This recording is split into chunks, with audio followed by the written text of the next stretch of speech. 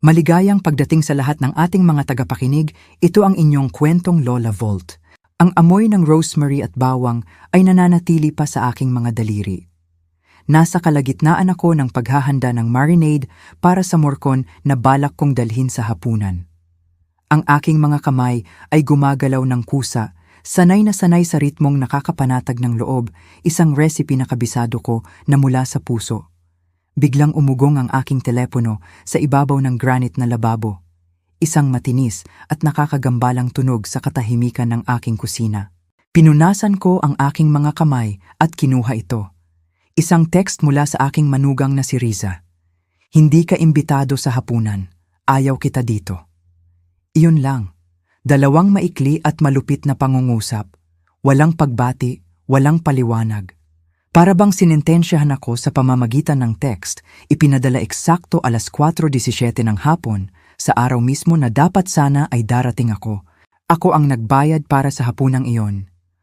Ako ang sumagot ng malaking down payment para sa bahay nila sa isang subdivision sa Antipolo, isang bahay na ang overlooking view ay 2 beses ko palang nakikita. Ako ang nagbayad ng nakakalulang hospital bills noong ipinanganak ang kanilang anak na si Angel. Ako ang gumastos sa kanilang honeymoon, sa kanilang grocery, at pati sa kanilang wifi sa nakalipas na 4 na taon. At ngayon, hindi nila ako kailangan. Kumilos ang aking mga daliri na may kakaibang kalmado. Nag-reply ako ng isang salita, okay. Pagkatapos, binuksan ko ang itim na kwaderno na itinatago ko sa lasi ng aking mesa. Ang bawat transaksyon ay nakalista ng maayos, 7,000 para sa stroller ng bata, 250,000 para sa catering at sound system nung kasal nila. P1,000 para sa deposito sa bago nilang bahay, bawat regalo, bawat tulong pinansyal, 150 entries sa kabuuan. Hindi ako sumigaw, hindi ako tumawag, hindi ako nanumbat. Simple ko lang binura ang digital backup file, nilinis ang lahat ng bakas. Pagkatapos, nanahimik ako ng tuluyan. Wala nang bank alerts, wala nang tawag para mangumusta, wala nang tulong. Inakala nilang ang pagmamahal ko ay isang lifeline na hindi mapuputol. Wala silang kaalam-alam na sila mismo ang pumutol ng lubid. Ang tunay na lason, gayunpaman, ay hindi nagsimula sa text message na iyon. Nagsimula ito 3 buwan na ang nakararaan sa isang bulong na hindi ko dapat narinig. Nooy isang preskong gabi, nagmaneho ako papunta sa bago nilang bahay para maghatid ng care package, lutong bahay na sinigang, ilang frozen meals at mga diaper. Binuksan ni Riza ang pinto habang nakadikit ang telepono sa kanyang tainga. Oo, nandito na naman siya, bulong niya. Ang boses ay puno ng pagkairita. Rinig na rinig ko ito nang malinaw mula sa Bluetooth speaker na nasa lamesa sa may pintuan. Sumpaman, gumagawa lang siya ng dahilan para pumunta dito. Nanikip ang dibdib ko. Hindi man lang niya sinubukang itago. Alam niyang naririnig ko siya. Nang humarap siya sa akin, ang kanyang ngiti ay pilit at manipis. Oh, hi Tita Catalina, ang bait mo naman. Inabot ko sa kanya ang paper bag. Tumango ng tahimik at naglakad pabalik sa aking kotse. Iyon ang unang pagkakataon na naisip kong lumayo pero hindi ko pa ginawa. Hindi pa. Ang aking anak na si Paolo ay sadyang mabait na bata. Dati, tinatawagan niya ako tuwing katapusan ng linggo. Ang boses niya ay nagbibigay init sa aking tahimik na bahay. Pero simula nang dumating si Riza, ang mga tawag na iyon ay unti-unting nawala. Ang lakas ng aming relasyon ay dahan-dahang hinihinaan ng ibang kamay. Nang sumunod na linggo, nagpadala ako ng pambayad para sa insurance ng kotse nila. Walang reply. Nang sumunod na buwan, nag-alok akong mag-alaga kay Angel. Sabi nila, may lakad na sila kasama ang nanay ni Riza. At ngayon, itong hapunan. Ang hapunan na dapat sana ay selebrasyon ng tahanan na ako ang naging dahilan kung bakit naging posible. Ako ang nag-alok na mag-host, namili ng grocery, nag-ayos ng pagkain. Akala ko parte ako ng pamilya nila. Yun pala, ako lang ang financier. Hindi ako umiyak pagkatapos ng text niya. Hindi ako nakaramdam ng galit. Ang naramdaman ko ay isang malalim at nakakapangilabot na katahimikan sa loob ko. Isang katahimikan na nagsasabing hinayaan ko itong mangyari ng sobrang tagal. Patuloy akong nagbigay dahil takot akong makalimutan. Takot akong mag-isa. Pero hindi ito pagmamahal. Ito ay isang transaksyon. At oras na para isara ang account. Umupo ako sa harap ng aking computer. Itinigil ko ang automatic transfer para sa upa na ipinapadala ko sa kanila. Kinansela ko ang paparating na kontribusyon sa mortgage. Pinalitan ko ang mga password sa lahat ng streaming services, Netflix, Spotify, pati ang shopping account sa Lazada. Lahat. Hindi ako nagpadala ng email, hindi ako nagbigay ng babala. Basta na lang ako naglaho mula sa sistema ng suporta na naging sandalan na nila ng husto. 2 araw ang lumipas sa payapang katahimikan. Pagkatapos, nagsimula na ang mga text. "Hi ma, may problema ba sa tseke para sa upa? Ma, ayaw gumana ng Netflix, pinalitan mo ba ang password? Pwedeng pa-check ng grocery card? Na-decline kasi?" Wala akong sinabi. Ang katahimikan ang pinakamaingay na sagot. Sa ika-4 na araw, tumawag si Paulo. Hinayaan ko lang itong mag-ring. Tumawag siya ulit ng paulit-ulit. 66 missed calls sa pagtatapos ng isang nakakabahalang linggo. Pero wala pa ring sorry. Wala man lang tanong kung kumusta ako. Puro lang panic. Doon ko nalaman ng sigurado, hindi nila ako namimiss.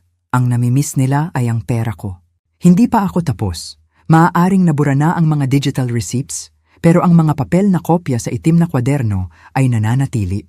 Gumawa ako ng formal na legal letter na naglilista ng bawat malaking bayad bilang isang pansamantalang utang na maaaring bawiin kung hindi kikilalanin bilang regalo sa pamamagitan ng kasulatan. Hindi ito tungkol sa paghihiganti. Ito ay tungkol sa respeto. Tapos na akong maging doormat na tinatapakan lang nila.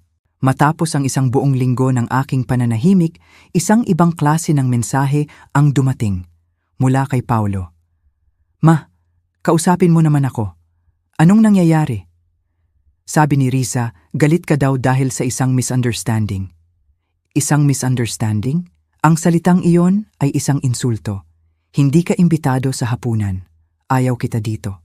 Gaano pa ba dapat kalinaw ang mensahe para maintindihan nila? Gayunpaman, anak ko pa rin ito. Ang batang lalaki na nangako noon na aalagaan ako paglaki niya. Pero wala na ang batang iyon. Ang lalaking ito ay nakatayo lang habang ipinapadala ng asawa niya ang text na yon. Hindi niya ito pinigilan. Hindi niya ako ipinagtanggol. Tumawag lang siya nung naubos na ang pera. Nag-type ako ng isang salita. "Bakit?" Agad siyang sumagot. "Bakit ang ano?" Ang katotohanang hindi man lang niya naintindihan ang tanong ay nagsabi na ng lahat ng kailangan kong malaman. Hindi na ako nag-abalang magpaliwanag. Nang gabing iyon, binuksan ko ang isang kahon sa aking aparador. Sa loob ay ang kanyang mga drawing noong bata pa siya, isang litrato namin noong college graduation niya. Nakangiti ako ng todo, ang mga braso niya ay nakayakap sa akin na parang ako ang buong mundo niya. Saan nagpunta ang batang iyon? Siguro nawala ko siya noong araw na ginawa kong masyadong madali ang buhay niya. Kinabukasan, nakatanggap ako ng mahabang text mula kay Riza. "Tita Catalina, sorry kung naging masakit ang dating ng sinabi ko. Sinusubukan lang naming maglagay ng boundaries ngayong nasa bahay na kami. Kailangan namin ng space para mabuo ang pamilya namin nang walang nakikialam." Nakikialam. Ang salitang iyon ay parang sampal sa akin. Ang suporta ko ay pagkabukas palad kapag gusto nila at pakikialam kapag ayaw nila. Hindi ako sumagot. Sa halip, imprint ko ang 6 na pahinang listahan ng bawat gastos na binayaran ko para sa kanila. Inilagay ko ito sa isang pulang folder, katulad ng ginagamit ko para sa mga bills noong bata pa si Paulo. Naglakip ako ng simpleng sulat kamay. Sa nakalipas na ilang taon, sinuportahan ko kayong 2 pinansyal dahil sa pagmamahal. Hindi ako humingi ng kabayaran. Ang inaasahan ko lang ay respeto. Kinuha niyo yun sa akin, matatanda na kayo, may sarili na kayong tahanan, ito na ang pag-atras ko. Ituring ninyo ang mga nakalakip na record bilang listahan ng mga aral. Hindi sa pera, kundi kung gaano kabilis itapon ang pagmamahal kapag binaliwala. Hindi ko natutustusan ang sarili kong pagwawalang bahala. Inilagay ko ang pulang folder sa kanilang mailbox at umalis. Pagdating ko sa bahay, ang telepono ko ay walang tigil sa pag-ugong. Hindi ko sinagot. Sa unang pagkakataon sa loob ng maraming taon, ang katahimikan sa aking bahay ay parang kapayapaan. Pakiramdam ko ay malaya ako. Lumipas ang 1 linggo, tapos 2. Nagsimula akong pumasok ulit sa art class. Nagpunta ako sa Baguio kasama ang mga lumang kaibigan. Nagsimula akong makipagkita sa pamangkin ko na nag-aaral sa kolehiyo malapit sa amin. Nagluluto kami ng sabay, tumatawa sa mga simpleng bagay. "Ang ganda ng aura mo, Tita Catalina," sabi niya isang araw. Ngumiti ako. Tumigil na ako sa pagpapanggap na welcome ako sa lugar kung saan tinitiis lang naman ako. Dumating ang birthday dinner ni Paolo. Ang selebrasyon kung saan hindi ako imbitado, pero kumalat ang balita. Isa sa mga pinakamatagal na kaibigan ni Paolo, si June, ay nakita ang guest list at tinawagan ako. Sinabi ko sa kanya ang totoo. Sa kalagitnaan ng handaan, habang nagtatawanan ang mga bisita sa bakuran, isa pang kaibigan ang malakas na nagtanong, "Oh, Paolo, susunod ba ang nanay mo?" Nanigas si Riza. Hindi mapakali si Paolo. "Hindi siya makakapunta," sagot ni Paolo. Si June, na nakatayo sa malapit, ay nagsalita, ang boses ay rinig sa buong bakuran. Hindi siya inimbita." Namatay ang tawanan. Isang bulungan ang umikot sa mga tao. Ilang bisita ang tahimik na tumayo at umalis. Isang babae ang nagsauli ng regalong dala niya. Sa pagtatapos ng gabi, iilan na lang ang natira. Nag-iwan ng voicemail si Paolo ng gabing iyon, garalgal ang boses. "Ma, hindi ko alam ang nangyayari. Nagagalit sa amin ang mga tao. Umiiyak si Riza. Pwede ba tayong mag-usap?" Binura ko ito. Ilang araw ang lumipas, dumating ang isang sulat kamay galing sa kanya. "Ma, patawad. Hindi mo deserve ang lahat ng ito. Hindi ko alam kung kailan ako tumigil na makita ka bilang tao at nagsimulang makita ka bilang tagapagbigay lang ng tulong. Masyado akong takot na madismaya si Riza at hinayaan ko siyang magsalita ng mga bagay na dapat ay tinutulan ko. Gusto kong sumubok ulit, hindi dahil sa pera, kundi ako lang, ang anak mo, kung may pag-asa pa." Isinulat niya ito gamit ang kamay. Iyon ang batang naaalala ko. Ang batang nagsusulat ng "I love you, ma" sa mga birthday card na tabingi ang sulat. Namimiss ko ang batang iyon, pero hindi ko kilala ang lalaking kinalakihan niya. Kailangan ko ng panahon. Nagsimula ito sa isang katok sa pinto isang umaga. Nakatayo doon si Paolo, karga si baby Angel sa kanyang mga bisig. Walang Riza. Mukha siyang pagod na pagod. "Ma?" mahina niyang sabi. Wala na akong ibang mapuntahan. Kumirot ang puso ko, pero nanatili akong nakabantay. Inabot ako ng munting si Angel gamit ang maliliit niyang daliri. Tumabi ako at pinapasok sila. Sa wakas, binasag niya ang katahimikan. Umalis siya. Nag-impake ng maleta kagabi at lumayas.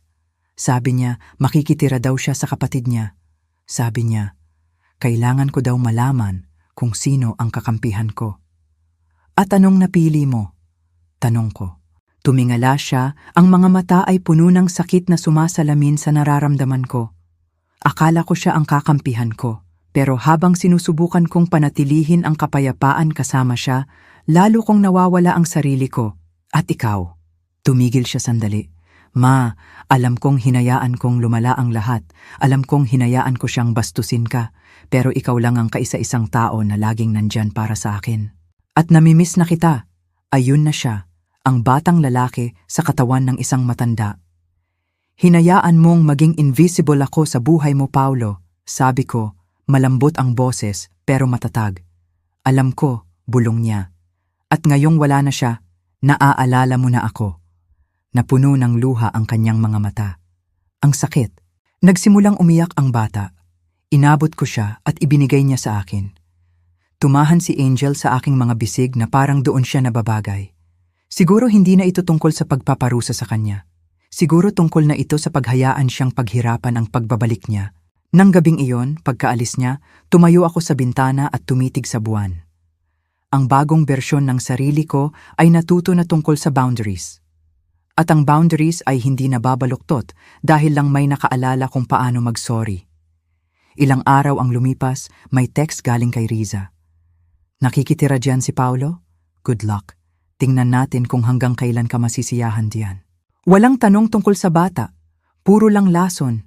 Napagtanto ko na hindi siya galit dahil iniwan siya ni Paolo. Galit siya dahil hindi ako nagmamakaawa na papasukin ulit sa buhay nila. Nawalan siya ng kontrol. Hindi na ako ang desperadang biyenan. Ako na ang nagtakda ng limitasyon. At sa unang pagkakataon, siya ang nasa labas. Hindi ako nag-reply. Sa halip, nag-screenshot ako. Bumalik si Paolo makalipas ang ilang araw. Sa pagkakataong ito, may dala siyang maliit na kahon. Nakita ko ito noong umalis si Riza, sabi niya. Sa loob ay mga printed copies ng text at email sa pagitan ni Riza at ng kapatid niya. Hindi ko matagalan ng matandang yan. Umaasta siyang parang may utang na loob tayo sa kanya. Kung akala ni Catalina makokontrol niya ang buhay natin dahil nagbayad siya ng ilang bills, mas tanga pa siya sa itsura niya. Kapag bayad na ang bahay, hindi na natin siya kailangan kahit kailan. Napahugot ako ng hininga. Tumingin ako kay Paolo. Ang kanyang mga mata ay mabigat sa bigat ng sarili niyang pagkabulag. Wala akong kaalam-alam, bulong niya. Isinara ko ang kahon. Matalim ang sakit, pero nakakapaglinaw ng isip. Hindi ito tungkol sa isang hapunan lang. Ito ay isang mahaba at dahan-dahang kampanya ng pagbura sa akin. At sa wakas, napatigil ko na ito. Ma, sabi niya habang nakatigil sa pinto. Alam kong mahaba pa ang lalakbayin ko, pero nandito na ako at mananatili ako. Naniwala ako sa kanya. Pero ang paniniwala at tiwala ay magkaibang bagay. Ang tiwala ay nangangailangan ng panahon. At sa pagkakataong ito, hindi ko ito ibibigay ng libre.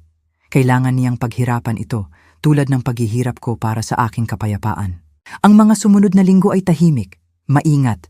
Dumadalaw siya kasama si Angel. Hindi siya humihingi ng pera o tulong. Oras lang. Nagsasalita siya, nakikinig ako. Nagsimula siyang magpatingin sa therapist. Kumuha siya ng pangalawang trabaho tuwing weekend para pag-abutin ng kita. Sinusubukan niya. Isang umaga, dumating siya na mukhang kinakabahan. Kailangan ko ng payo mo, sabi niya. Nag-file si Riza para sa partial custody. Gusto niya ang weekends, ang bahay at control sa joint account. Sinusubukan siyang yanigin ni Riza. Tumayo ako. Lumapit sa aking filing cabinet at kumuha ng isang calling card. Tawagan mo ang abogadong ito, sabi ko. Matalas siya, patas, at hindi takot sa mga taong katulad ni Riza. Sigurado ka? Hindi ako magpapabayad sa kaso, ma?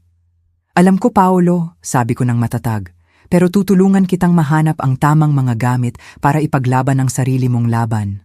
Tumingin siya sa akin at sa unang pagkakataon, walang expectation sa kanyang mga mata. Tanging malalim at tahimik na pasasalamat. Salamat, sabi niya. Ako na ang bahala sa iba. At ginawa niya, nakuha niya ang joint custody. Ibinasura ng hukom ang mga financial demands ni Riza. Sa mga sumunod na linggo, naging parang multo si Riza sa buhay nila. Nagkakansela ng bisita, hindi sumasagot sa tawag. Gusto niya ng kontrol, hindi responsibilidad. Isang gabi, habang pinapatulog ko si Angel sa guest room, bumulong siya. Lola, sing the song. Ngumiti ako at nagsimulang humuni ng parehong lullaby na kinakanta ko noon kay Paolo. Ang maliliit niyang mata ay dahan-dahang pumikit. Sa sandaling iyon, napagtanto ko na ang kwentong ito ay hindi tungkol sa kawalan. Ito ay tungkol sa pamana.